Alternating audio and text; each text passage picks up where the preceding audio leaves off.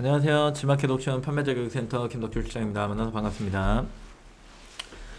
네 번째 시간을 진행하려고 합니다. 오늘은 운영관리 내용이고요. 가장 쉬우면서 가장 지루한, 그렇지만 신규 판매자들은 잘 모르니까 이걸 또 이렇게 또 좋아하시긴 하시더라고요. 그래서 ESN 플러스 만지고 뭐 할 때 이렇게 뭘 중요시하게 생각해야 되냐 이거랑, 그 다음에 제가 오랜만에 어저께 그 오프라인 강의 그걸 다녀왔는데 거기에서 이제 나왔던 공통적인 질문 중에 하나가, 자꾸 이야기를 하면 할수록 전체적인 틀을 봐야 된다라는 이야기를 하는데 셀링을 하면서 거의 그냥 사이트별 각계 전투를 하더라고요. 그래서 이거를 어느 사이트에서 뭐가 어떻게 되는지를 잘 보려면 뭘 보셔야 됩니다 라는 이야기를 전에도 한번 드린 적이 있는데, 그때는 표로만 좀 설명을 했고, 오늘은 그냥 그때 했던 거를 5가지 정도로 딱 분리를 해갖고 그냥 아예 이것만 보시면 됩니다 라고 설명을 드릴 예정이니까 쭉 보시면서 시간이 나오면 그거에 대한 설명을 좀 추가적으로 드리는 시간 갖도록 하겠습니다. 모두들 안녕하세요. 인사는 생략하도록 하겠습니다. 반갑습니다. 운영관리는 굉장히 쉽습니다. 상품관리, 주문관리, 그 다음에 클레임 관리, 정산 관리, 이렇게 4가지로 구분이 되죠. 그 중에 이제 가장 많이 하시는 게 상품 관리랑 주문 관리, 이걸 제일 많이 하실 거고, 이제 클레임 관리는 사실상 조금 안 나왔으면 좋겠습니다 라는 얘기들을 많이 하시는데, 안 나올 수는 없죠. 안 나올 수는 없고, 정산은 이제 곧 7월이 오잖아요, 그죠? 7월에 이제 부가세 신고하셔야 되니까 그때 이제 또 한번 들어가 보시게 될 텐데, 1년에 2번 정도.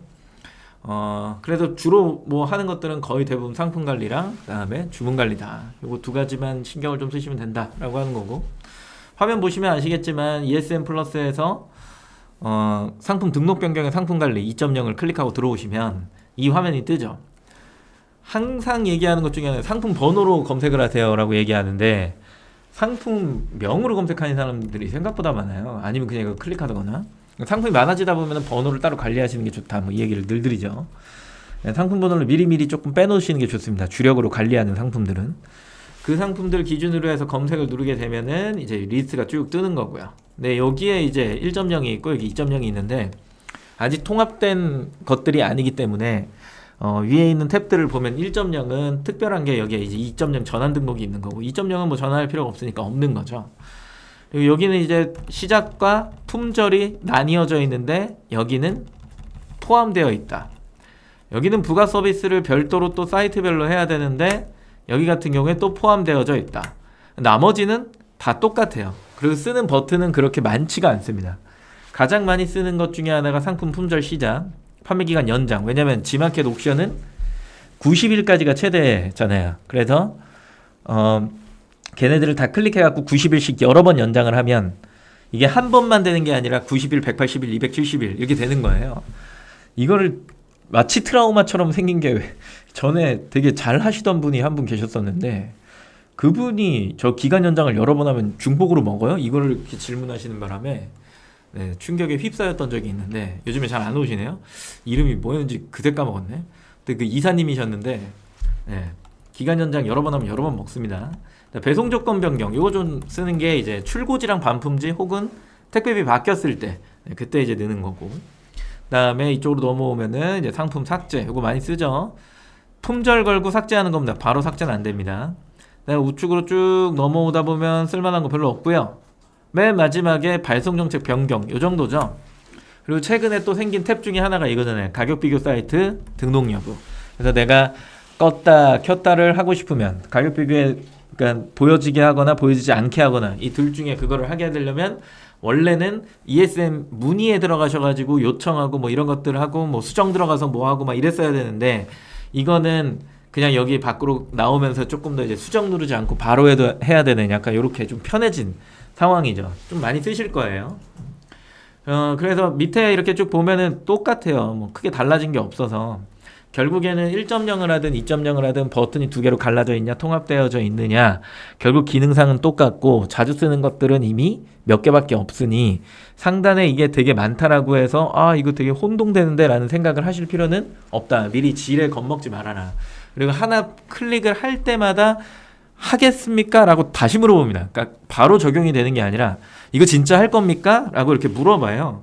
그러면은 예 아니요 네 그거 눌러주셔야 되는 거니까 너무 겁먹지 마시고 그냥 클릭하면서 상식적인 선에서 해보시면 된다라고 하는 거고요.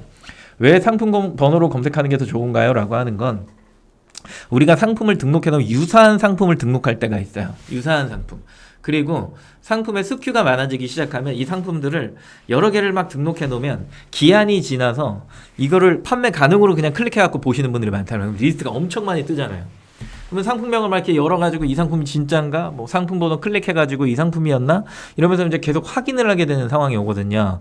그렇기 때문에 내가 광고를 하고 조금 더 뭐 다마고찌 마냥 키우는 상품들이다라고 하면 미리 메모장이든 아니면은 뭐 엑셀표가 제일 좋겠죠. 엑셀에다 이렇게 쭉 정리를 해서 상품 번호 적어놓고 뭐 판매 종료일 적어놓는 거 조금 오바긴 한데 그거 적어두는 사람도 있어요. 그 다음에 부가 서비스 포커스나 프리미엄 있잖아요. 그거 적용하고 종료되는 날짜도 적어놓는 사람들이 있어요. 보통 이 세 가지를 관리를 하니까. 그래서 이 상품은 언제 뭐 종료가 되니까 연장하러 들어가야지 라고 하는 것들을 표로 만들어 두시는 분들도 계세요. 그러니까 상품 번호를 미리미리 이렇게 좀 체크를 해 두시는 게 필요한 게 다마고치처럼 키우는 애들은. 그리고 거기에다 광고를 설정하고 뭐하고 할 거기 때문에 비용적인 부분도 거기에 투여된단 말이야. 그래서 그 코드는 내가 별도로 그냥 관리하는 거예요. 다 뭐 예를 들어 100개의 상품을 내가 등록을 해 놓으면 100개 전체를 막 주력을 다해서 관리하진 않잖아요.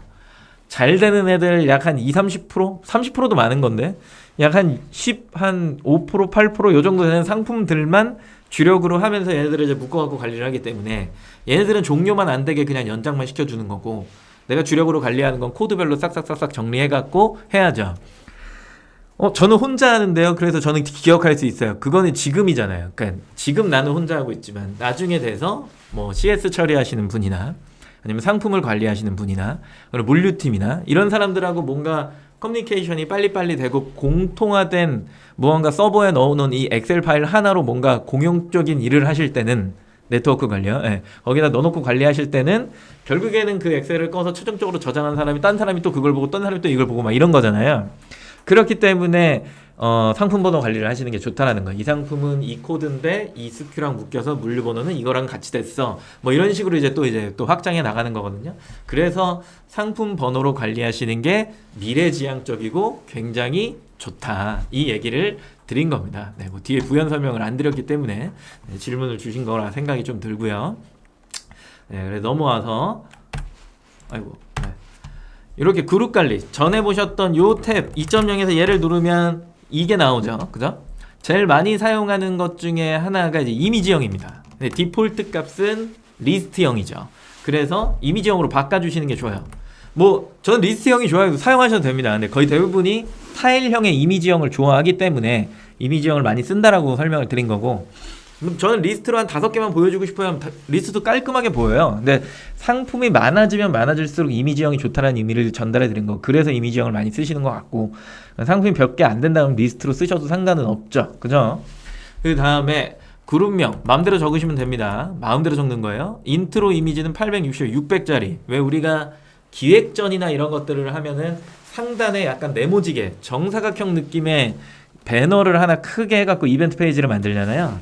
그것처럼 이제 그룹 상단에 그게 보여지는 건데 저는 큰 의미는 사실 좀 없다라고 봐요. 그래서 저렇게 크게는 말고 그냥 뭐 일자 배너 정도로 뭐 이 상품과 연관되는 상품입니다. 뭐 같이 구매하면 좋은 상품입니다. 뭐 좀 더 프리미엄 상품입니다. 뭐 이런 식으로 뭐 설명을 해갖고 하시는 거는 괜찮지만 기획전 페이지랑은 약간은 결이 좀 다르다. 그 상단에 인트로 꾸미는 게. 그리고 상품이 자동적으로 이렇게 쭉 하고 리스트로 이렇게 나옵니다. 리스트로 나와요. 그러면 그룹에 추가하기 버튼 누르셔갖고 상품을 밑으로 내리는 거예요. 여기 있는 상품들을 밑으로 그냥 내리는 거예요. 그리고 상품 하나하나 클릭하면서 이걸로 순서를 조율하시는 거죠. 그래서 1번부터 뭐 15번 뭐 이런 식으로 이제 작성을 하는데 이거는 제가 부연 설명 하나 더 드릴게요. 최근에 받았던 질문 중에 가장 많은 질문 중에 하나이기도 합니다. 그래서 보시면 저는 옵션을 짤 거예요. 추가금 붙는 옵션을 짤 거예요. 저는 그룹을 만들 거예요. 뭐 이렇게 얘기해요. 이거는 1.0이죠. 그죠? 이건 1.0. 얘는 2.0입니다. 그러면 이렇게 판매를 하는 상태에서 이렇게 판매하는 상태에서 이미지와의 매칭이 굉장히 첫 번째로 중요하거든요. 이미지와의 매칭, 상세 페이지요. 네, 이미지 상세 이미지와의 매칭이 되게 중요한데 그 다음에 요걸 해놓고 이제 순서를 배열해 주는 거죠. 그죠? 그래야 고객이 봤을 때 아, 내가 몇 번을 고르면 맞게 사는 거구나, 이게 되는 거거든요. 근데 이제 근본적으로 1.0을 하시는 분들은 그 순서의 배열이 틀릴 리가 없어요. 근데 이제 그건 있죠. 이미지상의 상세와의 매칭을 안 해놓고 순서 배열도 안 한 거예요. 이거를 쉽게 얘기하면은 이제 우리 대형가담이 얘기하는 선택 리스트예요. 01번, 뭐 02번, 뭐 03번, 뭐 이런 것들이거든요. 이런 게 잘 설명이 돼 있어야 사실 고객이 옵션에서 선택을 할 때 이게 편해져요. 근데 2.0 같은 경우에는 고객이 뭘 클릭하고 들어왔냐에 따라서 1번, 2번, 3번, 4번 달라집니다. 무슨 얘기인지 아시겠죠? 고객이 클릭한 게 무조건 01번인 거예요. 그러니까 내가 그룹에 표명가로 만들어 놓은 01번의 상품이 있어요. 근데 요걸 가지고 내가 광고를 막 하고 있는데 어느 고객이 내가 이 대표 상품의 4번인 상품을 클릭하고 들어온 거예요. 그러면 그 고객한테는 그 4번이 01번으로 보입니다. 그러면서 02가 다시 시작되거든요. 그러다 보니까 내가 보는 상품과 고객이 보는 상품이 다를 수가 있어요. 내가 이미지 배열을 막 열심히 해놨더라도, 선택 리스트를 열심히 만들었더라도 고객이 본 것과 그리고 내가 마케팅하고 있는 상품과는 별개의 무엇이 될 수가 있는 거죠. 그래서 2.0 선택 리스트에는 반드시 넣어줘야 되는 것 중에 하나가 상품명의 앞부분을 꼭 확인해 주세요. 이게 필요하고요. 뭐 임의의 모델명을 내가 넣었다라고 하면 상품명의 모델명을 꼭 확인해 주세요. 이런 문구가 하나가 무조건 필요합니다. 무조건. 2.0 같은 경우에는. 1.0은 그대로 배열하면 옵션을 딱 고객이 선택했을 때 배열이 똑같습니다. 이미지에서 내가 소개한 거랑. 2.0은 고객이 클릭한 거가 무조건 1번이 되기 때문에 내가 의도한 것과 다르게 보여줄 수 있다. 그렇기 때문에 얘네들을 꼭 넣어주는 게 필요하다. 근데 거의 대부분 넣나요? 제가 넣은 판매자를 거의 다 못 봤어요. 네, 거의 다 못 봤어. 그래서 아마 주문 받아보시면 그런 경우가 있을 거예요. 저는 그러니까 반품이 갑자기 들어왔는데 판매자 규칙으로 찍혔어. 그래서 전화해서 물어보면 나는 나는 03번을 클릭했는데 지금 뭔가 이상하다, 주문된 게. 그래서 제가 확인해드리죠. 판매자 귀책인가 해갖고 이렇게 보았는데 이 사람이 구매한 게 1번인 게 맞아요. 그래서 고객님 1번 주문하셨어요. 손잡이 안 달린 거 주문하셨다고요. 그랬더니 자기는 무조건 달린 걸 샀다라는 거야. 그래놓고 그럼 반품 안 되면 교환해달래요. 그러면 차액이 발생하고 택배비가 발생하는데 자기는 그걸 부담할 수 없대. 그럼 이거는 저희 잘못이 아니고 뭐 이제 시스템적인 문제니까 그럼 지마켓의 분쟁을 해결하시면 될 것 같아요. 이제 얘기하면 알았어요. 그럼 제가 지마켓에 연락할게요 하고서 연락이 없어요. 전화를 해도 안 받아. 저는 지금 거의 한 4개월째 묵혀져 있는 교환권이 하나가 있습니다. 네, 그게 반품에 그냥 남아 있어요. 저 완료 안 찍어주고 있거든요. 전화를 받으실 때까지 안 찍어드릴 건데 이게 계속해서 누적되면 문제가 되잖아요. 그렇기 때문에 사장님들은 요거를 꼭 써주시고요. 그러고 나서 선택을 잘 할 수 있게끔 확인을 하셔야 된다. 요거 기억하셔야 됩니다. 꽤 많은 것 중에 하나입니다. 이건 좀 개인적으로는 시스템이 좀 빨리 개선이 됐으면 좋겠는 부분 중에 하나이기도 한데 2.0도 이제 그거 할 수 있잖아요. 옵션을 짤 수 있잖아요. 그렇기 때문에 큰 문제가 발생하진 않지만 그 식품이나 이제 어느 쪽에 가면은 상품 자체를 무조건 2.0에 옵션 못 거는 그룹으로만 해야 되는 상황이 오는 카테고리들도 있잖아요. 그죠? 그 카테고리 분들은 반드시 상단에 저 설명이 필요하더라. 꼭 기억하셔야 됩니다. 상품 기간 연장은 90일 단위로 할 수 있다.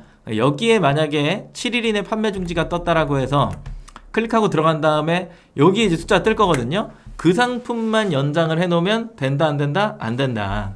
그래서 2.0까지 다 클릭하고 들어가셔서 하셔야 된다. 이 얘기인 즉슨 무슨 얘기냐?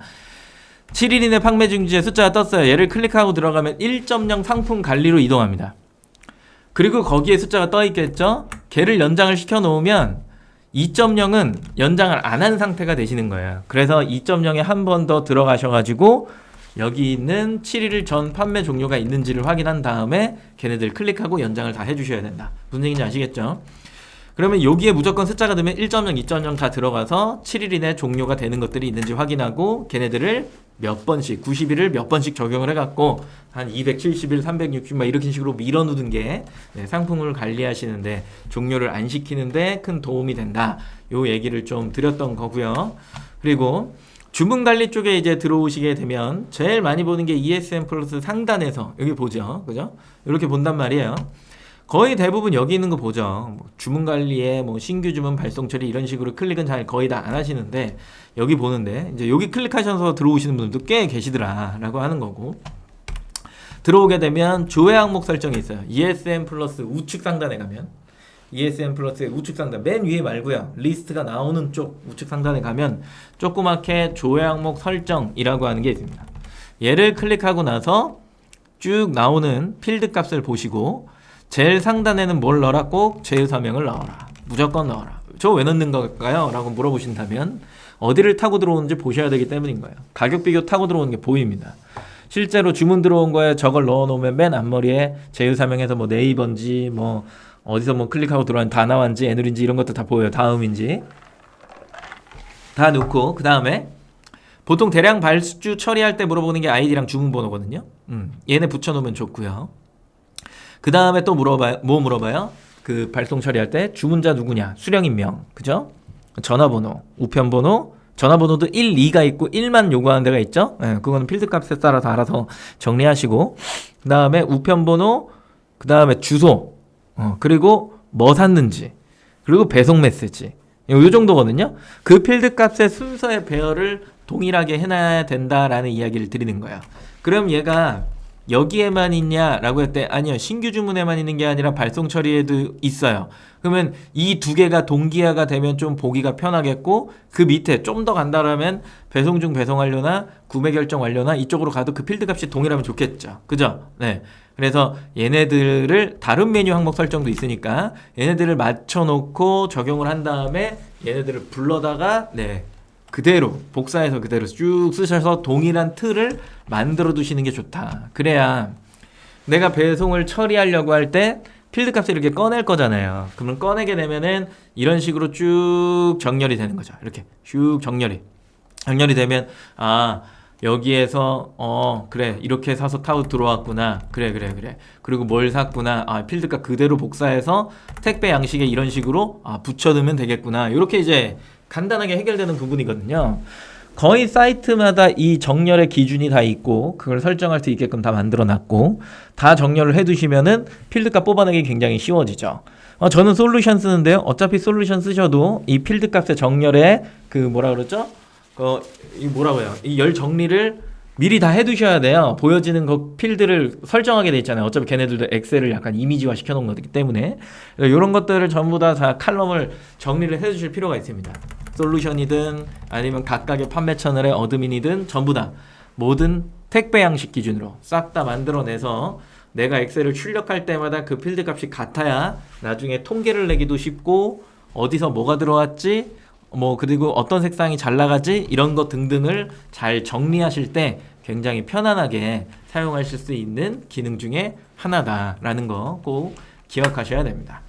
신규 주문이 들어왔어요.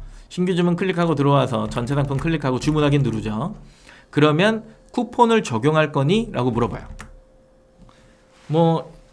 보통은 그 마켓에서 발행한 쿠폰들이죠. 거의 대부분. 아니면 이제 고객이 갖고 있는 쿠폰이고요. 나는 그걸 승인할 겁니다. 취소 누르면은 주문 확인 자체가 안 됩니다. 그래서 전부 다 확인 누르셔갖고 얘를 발송 처리로 넘겨놓는 거고요. 발송 처리로 넘겨놓은 상태에서 내가 얘네들을 이제 그 송장을 입력을 해야 되잖아요. 송장을 입력할 때 필드를 우측으로 쭉 넘겨보면 택배사를 선택할 수 있고요. 송장 번호를 넣을 수 있어요. 이걸 쭉 다 넣고 나서 클릭하고 발송 처리 누르게 되면은 택배 배송이 완료가 되는 겁니다. 근데 이렇게 보이는 것처럼 한 4개 정도면 충분히 할 수 있는 정도의 수준이죠. 컨트롤 C, 컨트롤 V, 컨트롤 C, 컨트롤 V, 컨트롤 C, 컨트롤 V 이런 식으로. 근데 제가 지금까지 교육하면서 집체 교육도 해봤지만 주문 10건 정도 되잖아요. 밀려서 보내시는 분도 계십니다. 네, 실제로 그래요. 실제로. 그렇기 때문에 우리는 엑셀로 보내는 것들을 좀 잘 하셔야 됩니다. 엑셀로 보내는 거. A, B, C, D, 열 뭐 이렇게 해놓긴 했는데 이 값이 요구하는 거는 다른 게 아니라 계정 아이디, 주문번호, 택배사, 운송장 등기번호예요. 근데 우리가 최초에 설정을 할 때 어떻게 했냐면 제휴사명 앞에 갖다 놓고요. 그 다음에 아까 뭐랑 뭐 아이디랑 주문번호 같이 붙여놓으면 좋다 그랬죠. 그쵸? 그래서 걔네들을 같이 붙여놓은 상태다라고 하면 엑셀을 꺼냈을 때 얘네가 아이디랑 주문번호가 이런 식으로 꺼내질 거예요. 이런 식으로. 그죠? 그러면 그대로 복사해서 이렇게 넣고요. 근데 C, D는 뒤로 넘김이 있을 거 아니에요. 근데 이렇게 맞춰놨다라면 여기에 택배로 내가 꺼냈던 송장 번호를 그대로 이거군요. 택배로 꺼냈던 송장 번호를 택배사 쭉 적어주고 송장 번호 그대로 붙여넣으면 이 필드와 송장 번호가 밀릴 이유가 없죠. 똑같으니까요. 이걸 만약에 뭐 가공을 했다. 만약에 가공을 했다. 그러면은 뭔가 문제가 생길 수 있겠지만 그렇지 않은 상태다라고 하면은 아이디랑 주문번호 기준으로 그대로 송장이 출력되는데 이게 밀리거나 조금 없거나 이럴 이유는 전혀 없다라는 거예요. 그래서 필드 값을 미리 다 정렬을 해놓고 걔네들을 송장으로 꺼냈을 때 출력으로 딱 꺼냈을 때 여기랑 그 다음에 저 뒤에 있는 택배사 송장 번호를 그대로 붙여넣기를 해버리면 이게 A, B, C, D 열이 돼버리는 거죠. 딴 거 필요 없고 저것만 가지고 있다라고 했대. 그래서 발송 처리를 할 때 아이디가 무슨 열이었지? 주문번호가 무슨 열이었지? 이런 고민을 할 필요가 없이 그냥 A, B, C, D 이렇게 선택하고서 찾기 눌러갖고 저장해 놓은 이 파일을 불러다가 그대로 넣어주신 다음에 확인 누르면 끝나는 거예요. 그러면 저 ABCD는 어떻게 만듭니까? 라고 물어보시는 분들이 간혹 계시니까 ESN 플러스를 좀 들어가서 설명을 드려보면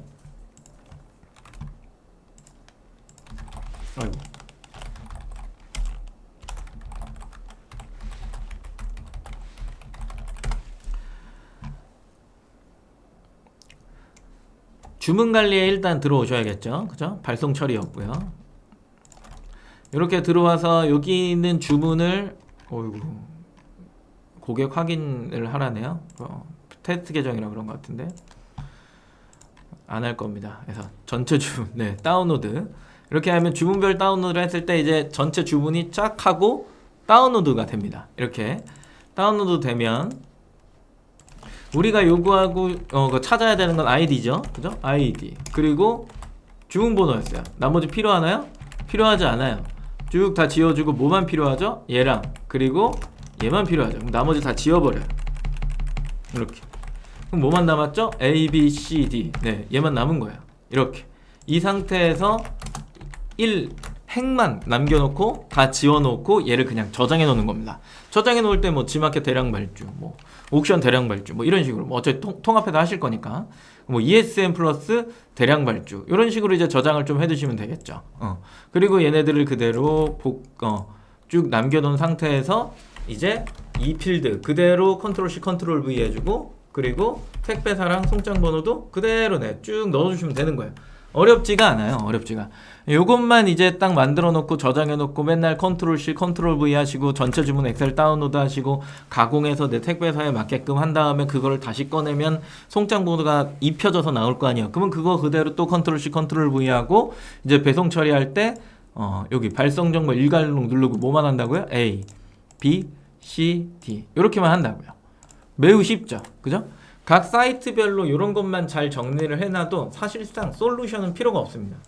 솔루션을 사용하는 이유가 뭐예요? 라고 이렇게 여쭤보면은 대부분의 판매자들이 제일 먼저 꼽는 게 이 발송 처리입니다.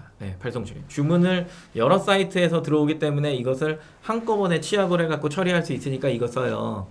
그 다음에 이제 두 번째로 왜 쓰십니까? 라고 물어보면은 거의 대부분이 CS 때문에 여러 명이 CS를 하는 그 공간을 히스토리를 남기면서 공유할 수 있는 무언가가 필요하다라고 해갖고 보통 솔루션을 쓰시거든요. 그리고 이제 뭐 마지막으로 물어보면 상품 등록하고 관리하는 건데 이거는 관리의 상품이 많아지면 많아질수록 사실 솔루션을 쓰는 게 무조건 당연한 거예요. 왜냐면 품절 걸고 수정하고 이걸 다시 뿌려주고 하는 것들을 사이트별로 들어가면 굉장히 귀찮거든요. 근데 그건 상품이 많다라는 전제이니까 초기에 시작하시는 분들이 솔루션을 사용하는 데는 비용적인 뭐 부담도 있고 아깝거든요. 그래서 나는 스큐가 많지 않지만 그래도 주문권이 어느 정도 더 터져. 근데 솔루션을 쓰는 게 조금 아까워. 그렇다라고 한다면 각각의 사이트에서 만질 줄 알아야 되는데 시간의 공수가 가장 많이 들어가는 게 주문 처리거든요. 그러면 주문 처리를 내가 손쉽게 하려면 어떤 양식을 만들어 놓고 했을 때 그냥 컨트롤 C, 컨트롤 V로 붙여놓고 그냥 대량 발주 처리하면 끝날까? 요것들을 사이트별로 들어가갖고 이런 식으로 엑셀로 정리를 해놓으면 양식이 한 3개 정도밖에 안 돼요. 네. 그래서 그걸 그대로 붙여서 넣고 이런 식으로 하다 보면 시간적 소유 기준으로 했을 때 약 100건 처리하는데 소요되는 시간 10분 채 안 걸립니다. 네. 거짓말 하는 거 아닙니다. 10분 채 안 걸립니다. 그래서 그런 식으로 관리를 하시는 게 초기에는 좋고 시간이 지나서 난 이거 이제 통합적으로 해야겠어. 이거 너무 관리가 힘들어 라고 하면 그때 상품도 많아지고 주문건도 막 300건 이상씩 막 돼. 그러면 이거 관리 안 되거든요. 그럴 때는 이제 솔루션을 쓰셔가지고 밀리지 않게 좀 한 통합적으로 이렇게 쭉 관리하시는 게 조금 더 편하죠. 단계적인 거니까. 네. 그래서 각 사이트에 있는 특징들이나 활용하는 방식들은 그래도 어느 정도는 알고 계셔야 된다. 다 알고 계셔야 된다라는 얘기고. 뭐야 이게 갑자기? 1.0 제품들 다 옮겼어요. 그렇군요. 네. 잘하셨습니다. 다음에 이제 옵션이 허용되니까 다 넘어가신 거죠? 네. 보시면 이제 필드 값에 주문 관리해 보면은 상품 번호 넣어놓는 거 좋아요. 아이디랑 주문 번호 붙여놓는 것도 좋은데 이렇게 상품 번호 있어야 클릭하고 그 상품이 뭔지를 확인하죠. 내가 주력으로 관리했던 상품인가? 라고 하는 거. 신기하게 상품 번호 다 외우고 계시는 분들이 있는데 저는 머리가 나빠서 그게 안 됩니다. 그래서 저는 다 적어 놓습니다. 무조건 다 적어 놓고요. 그 다음에 또 쭉 오다 보면은 판매 금액. 요즘에는 이제 옵션 추가금이 붙는 판매가 가능하기 때문에 단가와 판매 금액이 필요하죠. 단가는 판매가로 형성해 놓은 거, 거기서 추가금을 선택해서 고객이 구매하면 그게 판매 금액이 됩니다. 네, 그래서 요거를 확인을 하시는 게 필요하고요. 배송비를 제대로 냈나? 결제가 되고 있나? 보기 위해 저기 배송비 금액 하나 해놓은 거고, 뭐 초기에만 보면 되죠, 저거는. 그 다음에 제일 많이 보는 것 중에 하나가 요거죠. 정산 예정 금액 이렇게 되어 있는 거. 그래서 서비스 이용료 나누기 금액으로 하게 되면은 몇 퍼센트 수수료가 이렇게 됐는지가 확인이 되잖아요. 그죠? 그런 것들 쭉 확인하면서 평상시에는 잘 모르겠지만 뭐 행사시나 지금처럼 지금 그거잖아요. 신세계 유니버스. 이런 시기에는 수수료가 얼마가 차감되지? 뭐 이런 것들 다 확인하시면서 최대 수수료는 얼마까지 진행이 되고 최소는 얼마가 진행이 되는구나 라고 하는 걸 아셔야 내가 다음번에 행사를 할 때 적정 가격대를 형성할 수 있는 거지. 그걸 모른 상태면 마이너스가 될 수도 있는 상황이 발생할 수 있다라고 하는 거. 그 다음에 여기 있는 구매 쿠폰 적용 금액 이런 것들 그러니까 구매자가 얼마를 적용했을 때 수수료 차감이 어떻게 되는구나 라고 하는 것들도 눈여겨 좀 보실 필요는 있다라고 하는 부분이겠죠. 그죠? 그래서 필드 값은 굉장히 중요합니다. 조회 항목 설정에서 내가 꼭 봐야 되는 것들이 뭐가 있는지 시간 내셔갖고 클릭 한번 해보신 다음에 필드 이렇게 천천히 내리면서 이건 필요해 한 다음에 순서별 한번 해보시는 거 꼭 추천드립니다. 저도 안 했기 때문에 추천을 드리는 거예요. 있는지도 몰랐어요, 저 기능이. 나중에 알았죠. 그래서 쭉 보면서 야 이게 내가 미리 누군가 알려줬으면 다 정리해놓고 했을 텐데 이런 생각을 되게 뒤늦게 했습니다. 엄청 뒤늦게 했어요. 아무도 안 알려줘서. 다음에 주문 관리에 보면은 통계를 낼 때 이제 배송 중 배송 완료와 구매 결정 완료 이런 것들을 좀 보는데 그걸 떠나서 통계를 떠나서 그냥 배송 중 배송 완료는 송장 번호를 수정할 수 있는 상황이 오기 때문에 여기 클릭하셔도 들어오셔야 된다는 얘기예요. 보시면 보통 일주일 단위로 이렇게 검색을 할 수 있거든요. 검색하기 눌러보면 각 사이트별로 얼만큼 판매된 것들이 쭉 나오고 거기에 이제 배송 정보 수정이라고 하는 게 나옵니다. 그러면 송장 번호를 내가 잘못 넣었을 때 혹은 송장 번호를 잃어버려 갖고 재발행을 해 갖고 다시 붙여서 출고를 할 때 이럴 때 좀 바꿔줘야 되잖아요. 그죠? 그런 상황이 온다라고 한다면 그때 사용하는 겁니다.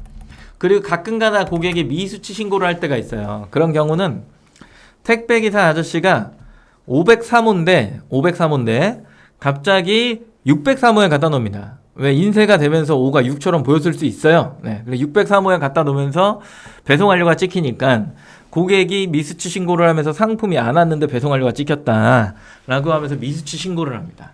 그러면 택배 기사님한테 얼른 전화를 하셔서 기사님 이게 무슨 일입니까? 라고 물어보면 나 분명히 503호에 갖다 놨는데 이렇게 얘기를 해요. 그러고 나서 내가 이거 6으로 받나 보다 그러면서 이제 6층에 가셔서 다시 5층에 갖다 주시죠. 그게 이제 완료가 됐다라고 안내를 받으시면 그죠? 받으시면 어떻게 해야 돼요? 철회 요청을 하셔야겠죠. 안 하고 그냥 내비두지 마세요. 좀 하세요. 정산 빨리 하셔야 되잖아요. 그래서 미수령 신고 철회 요청을 하게 되면 바로 승인이 납니다. 네, 그러면 이제 바로 배송 완료권으로 넘어가죠. 그리고 판매자 직접 반품 신청 이게 있죠. 이게 또 많이 쓰는 것 중에 하나인데 제가 아까 신규 주문이랑 이런 쪽에 이 판매 취소가 있는데 이 버튼 설명 안 드렸어요. 누르지 말라고 설명 안 드린 겁니다. 누르지 마세요. 어떻게 해야 돼요? 배송 중으로 넘겨놓고 판매자 직접 반품 신청을 하게 되면 플러스 1점과 마이너스 1점 그래서 0점이 됩니다. 근데 만약에 내가 저 판매 취소를 누르잖아요. 옛 기억으로 하면 마이너스 5점입니다. 옛 기억으로. 근데 조금 더 거슬러 올라가서 마이너스 3점까지 제가 눈으로 확인했었는데 그 이후에 저걸 눌렀을 때 마이너스 차감되는 기준의 가이드를 찾아볼 수가 없어요.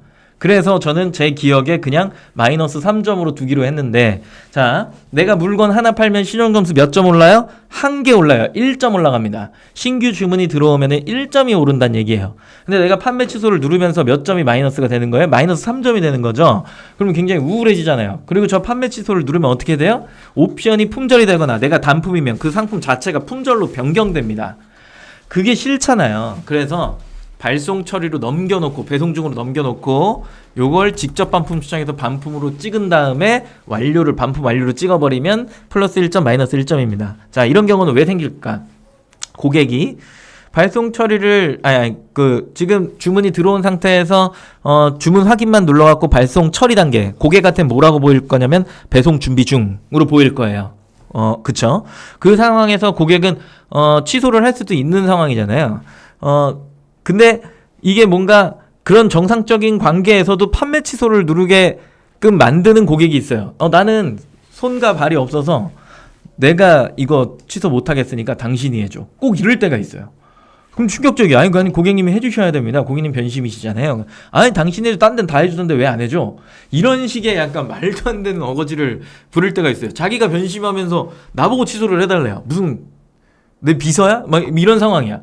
그런데 해달라는데 어떻게 해요? 그러면 고객님한테 친절하게 얘기하시면 돼요. 이게 배송 중으로 넘어갔다가 발송 완료됐다라고 알림이 갔다가 바로 반품되었다라고 해서 찍어드릴 테니까 고객님 오해하시면 안 됩니다. 발송한 거 아닙니다. 알고 계셔야 돼요. 라고 얘기하면 이제 알았다 그래요. 이런 식으로 처리하는 거예요. 또 하나는 내 상품이 품절이 났어. 혹은 재입고되는데 시간이 좀 오래 걸릴 것 같아. 약 한 3, 4일 정도가 차이가 나. 배송 예정일로 밀어놔도 되거든요. 그 예정일을 미는 게 여기 있는 거죠. 여기 있는 거. 여기 있군요. 발송 예정일 입력. 발송 처리에 있어요. 날짜하고 기타 해갖고 해야 돼요. 요거 부연 설명 드릴게요. 이거 부연 설명. 제가 이거 무제한으로 밀 수 있다라고 전에 설명드렸었잖아요. 최근에 제가 그거 무제한으로 되는지 다시 또 해봤거든요. 최대 90일까지로 변경됐어요. 네, 최대 90일까지. 최대 90일까지로 변경됐으니까 이거 막 몇 년도 뒤로 미뤄야 된다라고 하는 옛날에 그 어떤 유튜브에 올라왔던 거는 이제 믿으시면 안 됩니다. 네, 바뀐 겁니다. 바뀐 거. 연도를 밀면은 안 됩니다. 네, 최대 90일까지만 예정일을 뒤로 밀 수 있더라. 요거 꼭 기억하셔야 됩니다. 네, 다시 넘어와서 이렇게 밀어놓으면 돼요.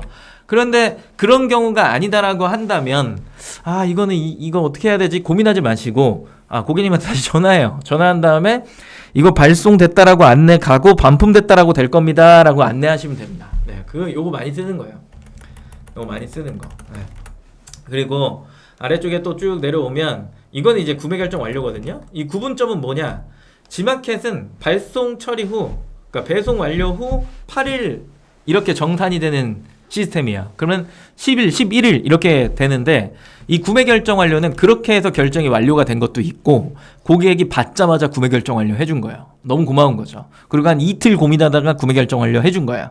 아무튼 고객이 구매 결정 완료를 자동으로 하거나 아니면 수동으로 하거나 둘 중에 하나를 하게 되면 구매 결정 완료로 넘어오는 겁니다.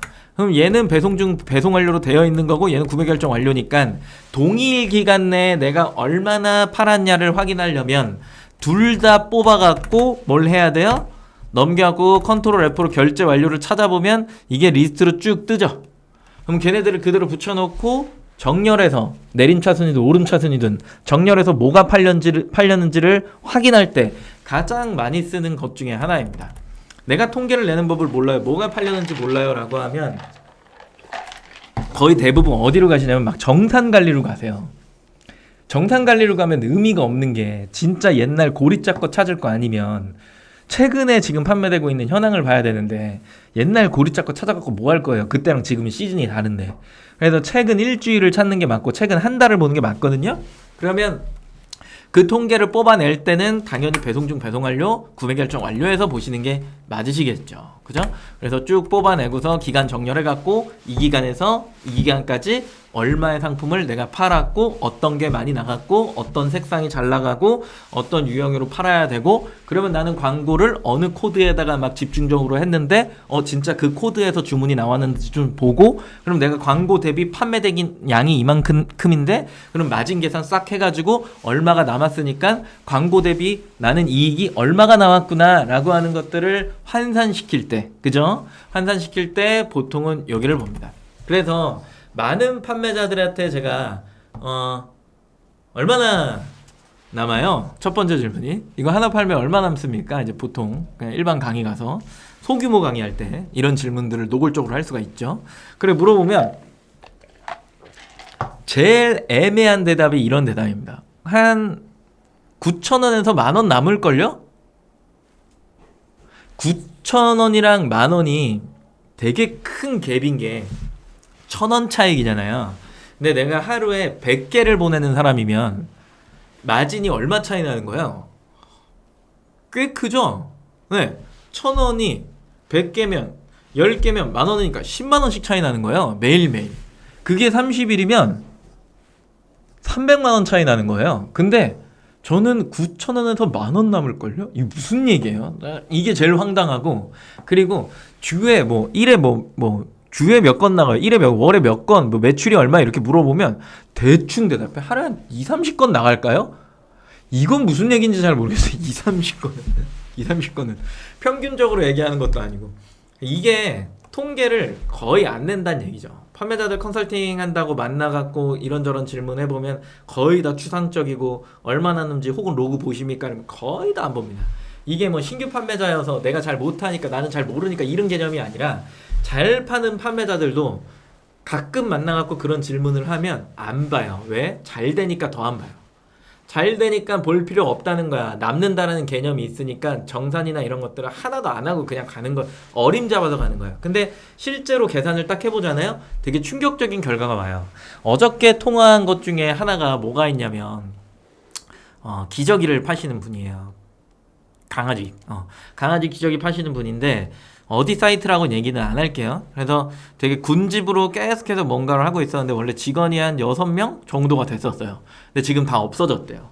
왜 없어졌어? 라고 얘기하니까 시간이 지나갔고 뭐 장려금이나 뭐 여러 가지 수수료나 나가는 것들을 일일이 하나하나 되게 오랜만에 계산을 다 해봤는데 너무 충격적인 게 계속 마이너스였다는 거야. 왜 이게 매출은 성장하는데 그러면 이걸로 인해서 당연히 매출이 성장하니까 직원 이렇게 고용해갖고 이런 일들을 같이 업무 분담해갖고 더 파생을 시키면 더 성장하겠구나 생각해갖고 늘려갖고 뭔가 되게 좋게 해놨다라고 생각을 했는데 하다가 너무 깜짝 놀랐다는 거예요. 뭔가 통장이 이상하다는 거야. 그래서 월급 주고 뭐 하는 게 왜 이렇게 매달 힘들지? 정산이 느려서 그렇구나 라고 생각한 다음에 뒤를 딱 돌아봐서 계산을 딱 해봤더니 매번 마이너스가 나오고 있는 거야. 그러니까 다 걷어내고 이제 뭐 수수료 인상 뭐 이런 것들 뭐 공급가 인상 등등등 물류비 인상 뭐 택배비 인상 이런 것들 짱 이제 맞아가지고 최근에 이제 또 해보니까 이거는 좀 힘드네 라는 생각이 들어갔고 결국에는 동업자랑 둘이 남고 나머지 직원을 다 내보냈습니다.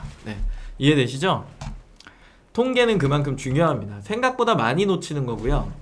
잘 안 하게 되는 것들이라서 귀찮고 힘들겠지만 지금 이제 고준호님은 유튜브에서 만나서 저랑 메일이나 전화로 여러 가지 뭐 질문 뭐 이런 것들 주고받고 하는 사이인 사장님이에요.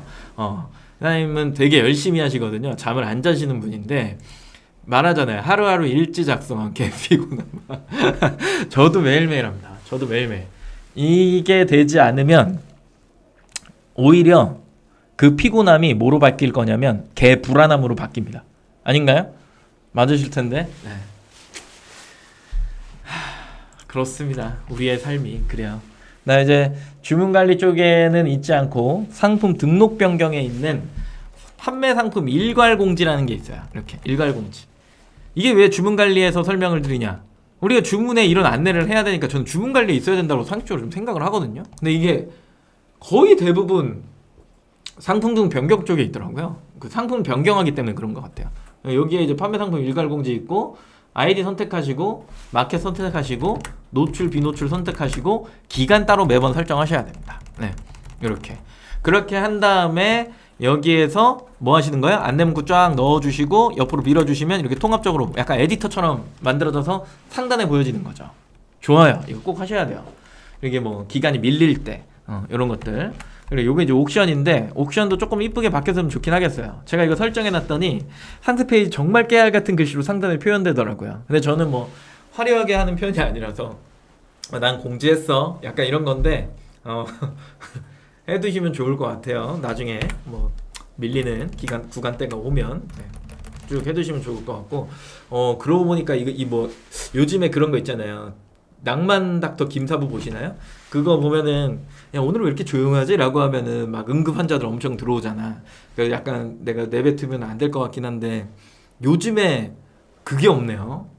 그 CJ 파업이 요즘 택배 엄청 잘 가지 않아요? 그러니까 택배 파업이 없대. CJ라고 명치 안 할게. 택배 파업이 없어 요즘에. 좋은 거죠? 네.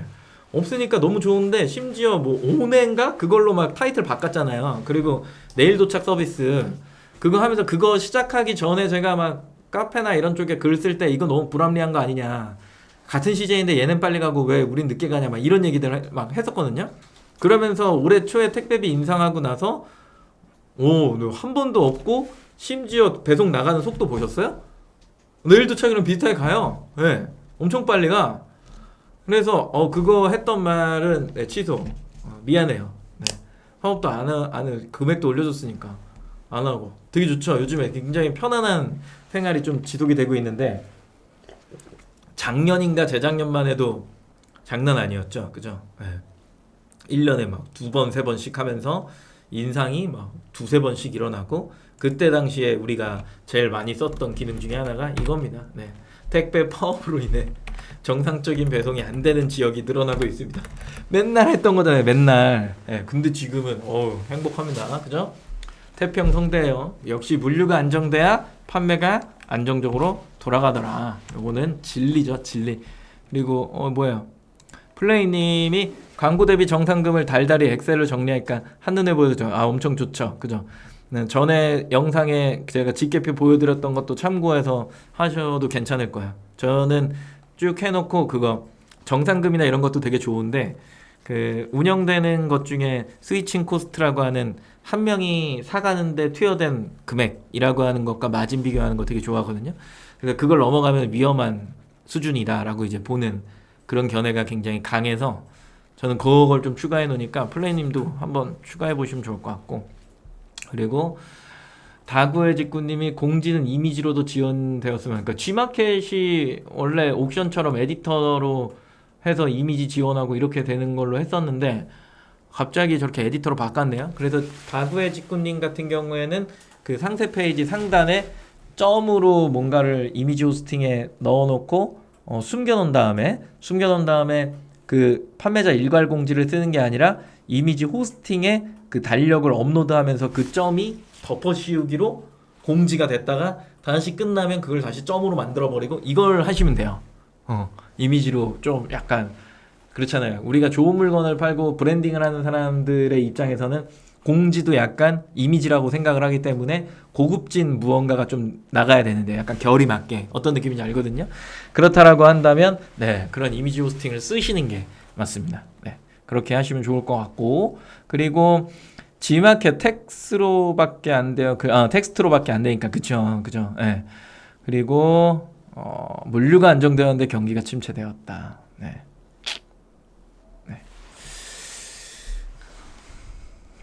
잘못 읽은 거 아니죠? 네. 물류가 안정되었는데 제 눈이 침체되네요. 네. 됐습니다. 넘어가죠. 그다음에 주문 관리에서 또 많이 하는 것 중에 하나가 이제 고객 문의죠. 문의. 네, 문의가 이렇게 오면은 이제 처리하는 건데 뭐 이거 굉장히 쉽잖아요. 게시판 선택해서 답변하는 거고. 여기 남길 때는 저는 문의는 뭐라고 보냐면 또 하나의 전달 소통할 수 있는 공간이라고 봐요. 또 하나의 공간. 그래서 고객들한테 내가 뭔가를 알리고 싶은 거야. 그러면은 문의한 사람들 이용해서 뭔가를 알리는 것도 좋잖아요. 그리고 내 이미지를 보여주는 공간이라고도 생각을 하거든요. 내 브랜드의 이미지죠. 그쵸? 그래서 요 안에다가 뭔가 글을 달고 뭐하고 할 때 되게 대기업 마인드를 가지면서 사실 달아주는 것도 좋습니다. 그렇다고 해서 뭐 삼성전자 마냥 고객센터로 전화해서요. 자세한 사항은 고객센터로 전화해. 이걸 하라는 게 아니라 좀 더 상세하고 이 시대에 인터넷에 판매를 하는 사람들의 좀 큰 기업은 어떤 식으로 답변을 달까에 대한 고민을 해보시면 뭐 받았을 때 이런 질문을 받았을 때 어떤 식으로 대응을 하는 게 좋을까에 대한 고민이 많죠. 그리고 웬만하면은 좋지 않은 것들에 대해서 바로 반응을 하기보다는 메일 주소나 이런 쪽으로 통합 창구를 만들어 놓고 그쪽으로 메일을 통해서 접수를 해주시면 클레임이나 아니면 AS 관련한 것들은 처리가 됩니다 라고 하면 그쪽 소통으로 넘어옵니다. 메일 쪽으로. 그래서 내 게시판이 지저분해지지 않게끔 또 관리하시는 것도 하나의 방법이 될 수가 있죠. 그렇죠? 그래서 이쪽 안에서 뭔가 이야기할 때 검색어를 넣어준다던가 아니면은 뭐 내가 검색시키고 싶은 것들을 좀 일부러 표현한다던가 이런 방법도 괜찮아요. 뭐 이게 긁혀갖고 검색이 된다는 얘기는 아니지만 그거 하나하나도 상품명에서 생각을 해보세요. 고객이 상품명에서 내 거를 인지했을까? 이미지를 쭉 보면서 이 브랜드가 뭐였지? 기억하지 않아요. 내가 삼성 LG가 아니기 때문에. 근데 문의하면서 이런 것들을 쭉 사람들이 봤는데 이 사람 이런 판매자였구나 라고 하는 그 모습을 보여줘도 뭐 네이버 검색창에 내 브랜드 이름이 한 번이라도 더 검색은 될 수 있겠죠. 그렇죠. 그래서 문의나 이런 쪽들도 약간은 소통의 창구를 이용하시는 게 굉장히 좋다. 정확한 답변과 그리고 친절한 답변 이게 중요하죠. 그죠? 그리고 뭐 번외의 얘기지만 최근에는 그 CS라고 하는 개념이 너무 자동화되어 있고 그리고 고객 클레임을 분쟁을 해소하기 위해서 CS 센터라고 하는 부분에서도 굉장히 고객 편으로 많이 돌아서져 있기 때문에 거의 대부분이 상품에 요만한 하자라도 있으면 그냥 무조건 판매자 규칙 찍은 다음에 그냥 반품 처리해버리고 굳이 또 요만한 규칙이 없음에도 불구하고 그냥 찍어서 보내는 사람들도 있어요. 실제로. 그 비중이 생각보다 되게 커진다라고 생각을 하거든요. 그러면 우리들도 그거에 맞게끔 뭐라 그럴까요? 무슨 비라고 하죠? 그거를? 번외비? 뭐 이렇게 부르나요? 아무튼 그 비용을 따로 빼놓는 비용이 좀 있으셔야 돼요. 실제로 요즘에는. 그러면 내가 가격 인상을 해서 그 비용을 빼놓을까? 아니면 여유가 아예 없기 때문에 나는 그렇게는 안 할 거야 라고 하면 뭐 못 빼겠지만 기본적으로 여유비를 좀 어느 정도는 빼두셔야 됩니다. 그게 점점 좀 커지고는 있는데 더 커질 것 같지는 않지만 우리나라는 워낙 양심적인 사람들이 많기 때문에 그렇게 더 커지진 않을 것 같지만 그래도 예전보다는 많이 커져 있는 상태죠. 특히 이제 젊은 세대 위주로 해서 되게 쿨하게 뭔가를 해버리잖아요. 저는 안 쿨한데. 근데 그 쿨함을 좀 받아주실 필요도 있다라는 겁니다. 그거는 판매자마다 입장 다른 거니까. 추세가 그러니까 한번 받아들일지 말지는 스스로 고민해 보시기 바랍니다. 요 얘기였어요. 클레임 쪽으로 넘어오면 환불 보류일, 환불 승인일 뭐 이렇게 있고요. 그죠? 제일 중요한 게 요 밑에 있는 반품 송장번호 요겁니다. 그리고 교환 수거 송장번호 이게 송장번호가 왜 중요하냐라고 하면 저 송장번호가 뜨잖아요. 그러면 이제 수거 접수가 됐다라는 거죠. 무조건 가지러 간다는 얘기잖아요. 그리고 이미 수거를 했다는 얘기일 수도 있고 그렇기 때문에 저 송장번호가 보이냐 보이지 않느냐가 굉장히 중요합니다. 굉장히 중요하고 클레임의 첫 번째는 취소 관리예요. 취소 관리. 취소 처리, 발송 처리 이렇게 두 가지가 있잖아요. 나는 막 포장하고 있는데 이 사람이 취소를 했어. 아니면은 난 배송 중으로 넘겨놓고 했는데 고객이 전화해서 아직 발송 안 된 거 안다라고 하잖아요. 거의 대부분 반 판매자야 이제 다. 이거 배송 아직 안 됐잖아요. 이게 난 왜 안 하 했더니 요즘 시스템은 아시죠? 발송 처리를 했더라도 배송 중으로 보이는 게 아니라 배송 준비 중으로 보여요. 그래서 택배사가 가져가서 스캔을 찍어서 그 대리점 상차 있잖아요. 간선 상차도 아니고 물류 상차 말고 대리점 상차. 그러니까 대리점이 가져가서 갖고 있는 상태의 그 스캔, 그게 찍히지 않으면 그냥 배송 준비 중인 거야. 그러니까 다 아는 거야. 예전에는 우리가 송장을 넣으면 배송 중이잖아요. 예, 그렇죠. 그래서 첫 스캔이라고 하는 거. 그래서 이제 대리점에서 걔네 탑차에다가 다 실어갖고 물류로 넣는 거잖아요. 그게 이제 간선 상차잖아요. 그리고 나서 택배 물류 들어가면은 간선 하차, 터미널 하차가 되는 거고, 터미널에서 상차가 나면 지역으로 이동을 하는 거고요. 맞죠? 그러고 나서 그게 이제 지역 스캔이 이제 뜨는 거죠. 그죠? 그래서 저녁이나 새벽 한두 시쯤, 오전 새벽 4, 5시쯤에 터미널 상차가 찍혀 있으면, 아, 지역으로 이동했구나, 하는 중이구나. 그럼 고객한테 오늘쯤 받을 수 있습니다. 라고 안내를 해주는 거잖아요. 그러니까 요즘엔 그게 룰이잖아요. 그죠? 국룰이잖아. 그래서 스캐닝이라고 하는 부분의 흐름을 조금 이해하실 필요는 있는데, 고객이 미친 듯이, 귀신같이 알죠? 미친 듯이가 아니고 귀신듯이 알아요. 그래서 취소할 수 있나요? 라고 물어봐요. 그럼 안 해줄 수 없거든요. 그럴 때 이제, 고객한테, 통하는 고객도 있겠지만 거의 다 아니까, 취소 가능합니다. 라고 하면은, 취소를 해주셔야 되는 거고. 근데 얘 같은 경우에는 지금 내가 발송을 하기 전, 그때 이제 취소가 들어온 거죠. 그래서 취소 요청 1이 뜨는 거야. 그러니까 내가 주문 확인만 해놨을 때.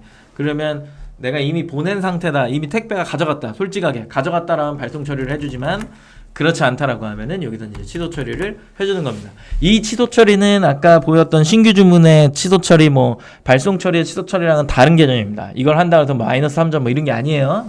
이건 그냥 주문 취소만, 가능한 겁니다. 고객이 요청한 거기 때문에 들어오는 거예요. 고객이 요청했기 때문에.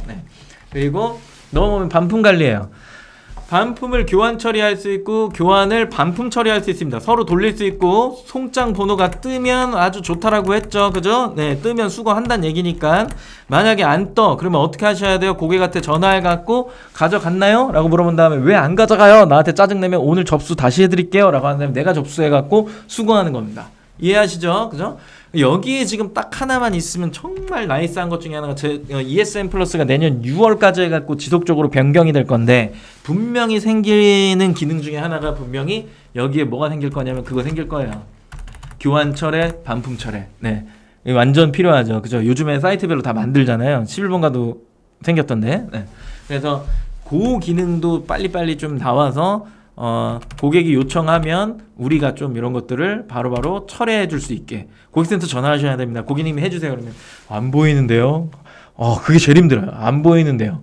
고객님 고객센터 전화하셔야 되면 고객센터 전화 안 받잖아요. 그 오래 걸리잖아요. 이렇게 하는 순간에 전화가 막 5분 10분 길어지죠. 그죠? 그렇기 때문에 철회 기능이 있는 게 CS센터도 좋고 판매자도 좋고 고객도 좋고 굉장히 좋습니다. 상식적인 거예요. 교환 처리, 상품 받았어요? 교환 처리할까요? 네, 송장 번호 넣어주세요. 재발송하는 송장 번호 넣어주면 됩니다. 반품 처리예요. 반품 처리 상품 받았나요? 네. 나 이거 승인할까요? 네, 이상 없습니다. 승인. 근데 뭔가 상품에 문제가 있어. 보상 요청 해가지고 보류로 넘긴 다음에 고객이랑 같이 클레임을 처리하셔야겠죠. 그죠? 클레임에 보면은 이게 이제 환불금 차감과 임의 결제함, 고객의 변심으로 인해서 이 두 가지가 있는데 우리가 챙겨야 되는 건 딱 하나죠. 딱 하나. 뭐예요? 저기에 판매자 직접 송금 뜰 때. 구매자 기책인데 여기에 판매자 직접 송금이 떠. 빨리 전화해서 고객님, 뭔가 이상하네요. 이거는 구매자 기책인데 왜 판매자 직접 송금을 하셨나요? 제가 그거 결제하는 방법을 몰라서요. 그래요? 저 모를 수가 없어요. 요즘엔 모를 수가 없어. 이미 거기에서 선택하게 보여주잖아요. 여기에 입금할 겁니까? 아니면 차감할 겁니까? 이것도 왜 두 가지로 나누냐? 기업에서 결제했으면 결제 금액 그대로 나가고 배송비는 따로 결제를 해야 이 비용 처리를 다 할 수 있는데, 이 차감을 해버리면 뭔가 꼬이잖아요. 뭔가 깔끔해 보이지 않잖아. 뭔가 정산이. 그렇기 때문에 기업이 그거를, 일반 회사, 그렇기 때문에 이 두 가지가 있는 거예요. 이미 결제함, 따로 결제를 하거나 아니면 환불금에서 차감하거나 둘 중에 하나거든요. 꼭 여기에 만약에 판매자 직접 송금이 있으면 전화해서 클레임을 해결해라. 그리고 또 하나, 여기에 판매자 기책이 떴어. 그런 다음에 상품 이제 판매자가 이제 부담해야 되는 금액으로 뜬 거야. 상품 받아봤는데 아무 문제 없어. 어떻게 하셔야 돼요? 처리를 해야죠. 근데 이 전단에 반품이나 교환이 들어오면 이미지 첨부를 할 수 있게 돼 있잖아요. 근데 이게 G마켓 옥션뿐만 아니라 다른 사이트들도 이미지를 첨부하려 그러면 사람들이 그 사진 촬영하는 용량을 크게 해놓는 사람들이 있고 작게 해놓는 사람들이 있잖아요. 근데 요즘 같은 시대에 저거를 작게 해놓는 사람이 어디 있어요? 다 카메라가 디지털 카메라보다 좋은데, 그러니까 이 용량이 크니까 이 첨부가 안 되는 상황에서 발생. 그러면 그냥 안 해버린다니까요. 그런 상황을 몰라. 그래서 그 사진을 또 받는 작업을 하거나 아니면 여러 가지 하셔야 됩니다. 그리고 만약에 반품된 건에 대해서 이거를 1대1 비율로 공급가에서 교환받아야 되는 상황이면 이거 증빙 필요하잖아요. 사진 또 다 받으셔야 되는 거예요. 그러니까 이런 것들 처리하려면은 좀 어지럽긴 하죠. 그죠? 그리고 옥션은 아직까지도 이 상세 보기를 클릭해야지만 이런 것들이 또 보인다라고 이야기를 하고 있는 거고, 옥션은 그냥 보면 그 판매자 직접 송금 막 이런 식으로 돼 있는데 상세 보기 클릭하면 구매자 환불분에서 차감이라고 선택돼 있거든요. 그래서 상세 보기를 꼭 클릭하셔야 돼요. 옥션은. 그리고 옥션이 도서상간 추가 금액에 대한 반품의 비용을 안 받고 있었다라고 하는 게 그 얼마 전 공지에 나왔죠. 그래서 그거 지금 이제 정상적으로 처리된다고 이런 내용들, 그것까지 합쳐갖고 최근에 이제 클레임에는 사실상 문제는 없더라. 일반적으로 활용을 하기에는.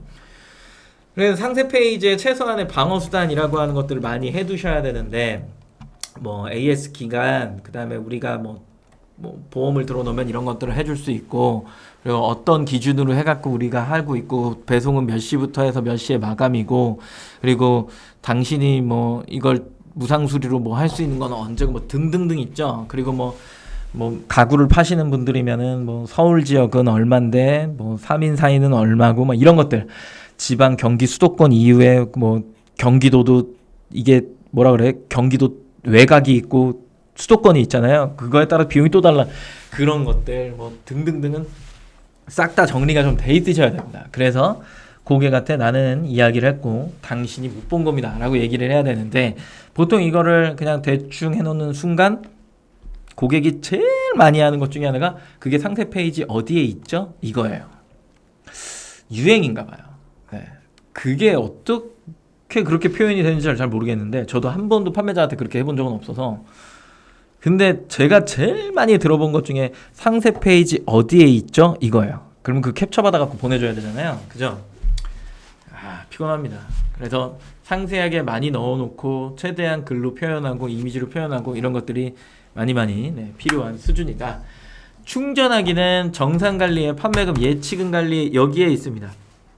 충전 하셔갖고 하시는 방법, 매번 충전하기 싫으시면 여기 어딨죠? 자동 충전이 있는데 여기 있군요. 카드 등록해놓고 얼마 이하로 떨어지면 자동으로 충전하는 거, 요런 거. 근데 개인적으로 추천은 요거야. 매번 충전하는 거. 왜냐? 내가 얼마를 충전했더니 이 비용이 얼마의 기간 동안 사라지더라 라고 하는 그 속도를 계산하는 게 매우 중요합니다. 매우. 그래야 광고비도 보게 됩니다. 근데 그 속도가 갑자기 빨라지면 광고비 보게 되잖아요. 근데 이거마저 안 해버리면 광고비를 아예 안 보시는 분들이 계십니다. 그냥 알아서 되겠지. 그러면 금액이 많이 빠지고 있는 상황에서 충격에 휩싸이겠죠. 그렇기 때문에 충전하기를 매번 눌러서 얼마든 본인이 직접 충전하시는 걸 추천하고요. 그리고 요렇게 부가가치세 신고 내역 들어오면은 마켓 설정하시고 아이디 설정하신 다음에 조회기간 누르고 1월부터 12월 1월부터 6월 7월부터 12월 부가세 신고 1기 2기 이렇게 갖고 신고하시잖아요. 그죠? 이게 엑셀 다운이 G마켓은 돼요. 근데 옥션이 안 되거든요. 옥션은 한번 쓱 긁어갖고 엑셀의 빈 공간에 붙여넣기 하신 다음에 전체 선택해서 하이퍼링크도 제거해 주시고 그 다음에 그거를 숫자로 변환하시면 전부 다 G마켓처럼 그냥 일반 엑셀로 변환이 가능하더라 라고 하는 겁니다. 근데 그것까지 보여드리기엔 너무 안 좋은 부분을 보여드리는 것 같아 스스로 몰래 들어가서 한번 연습해 보시는 걸 추천드리도록 하겠습니다.